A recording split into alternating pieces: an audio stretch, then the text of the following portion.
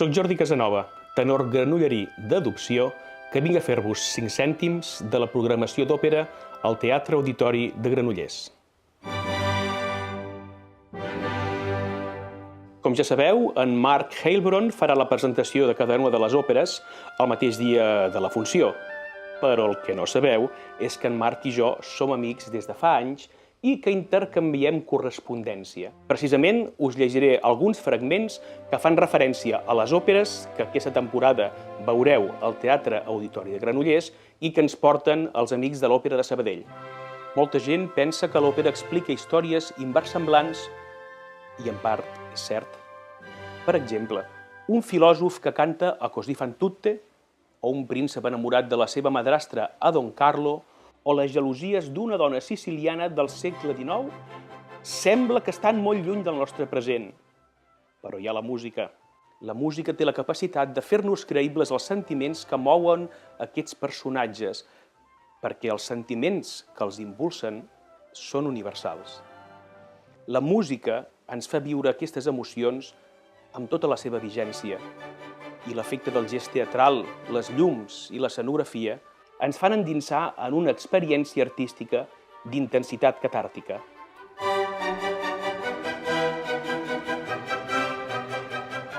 La primera de les òperes de la temporada, el Così fan tutte de Mozart, és una comèdia. L'acció comença en un cafè del segle XVIII, més o menys a la mateixa època que la Font d'Europa de Granollers. Dos nois fan una juguesca amb un filòsof sobre la fidelitat de les respectives parelles. Ells fan veure que marxen a la guerra, però tornen disfressats d'estrangers i comença el joc de la seducció de les noies que havien quedat soles. I les noies s'enamoren dels estrangers, però en un curiós encreuament de parelles. La situació és còmica, però, com tota comèdia, amaga un punt de reflexió sobre la vigència de l'amor i l'existència mateixa de l'amor etern. Pensant en aquest amor que sent, el tenor de l'òpera, Ferrando, canta una de les pàgines més boniques de l'òpera. Un'aura amorosa del nostro tesoro, un dolce ristoro alla cor porgerà.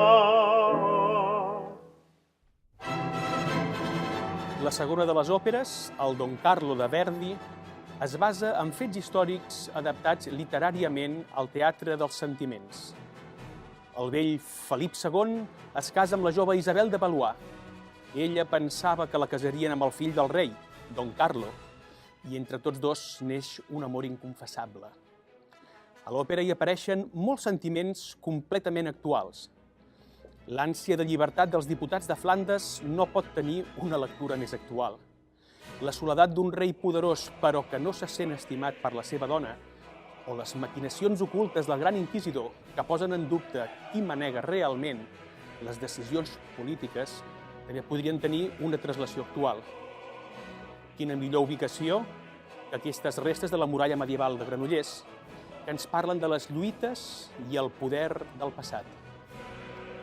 Verdi va escriure l'òpera per 6 grans cantants i l'espectacularitat d'alguna de les escenes fan que sigui una òpera que suposa un veritable repte interpretatiu que arriba per primer cop a la temporada d'òpera a Catalunya.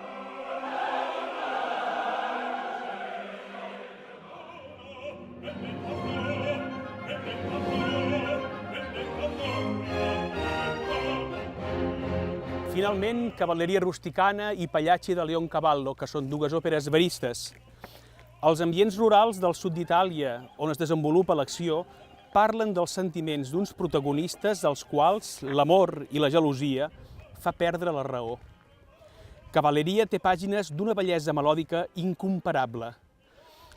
Pagliacci podríem dir que ens parla d'un cas que avui anomenaríem de violència de gènere. El compositor va aconseguir que ens identifiquem amb la gelosia del pallasso ferit en el seu amor propi, però també amb el desig de llibertat d'una noia jove enamorada que ja no estima el seu marit. L'òpera és el teatre de les emocions, i l'emoció de l'espectacle en viu que podreu gaudir a la temporada d'òpera del Teatre Auditori de Granollers.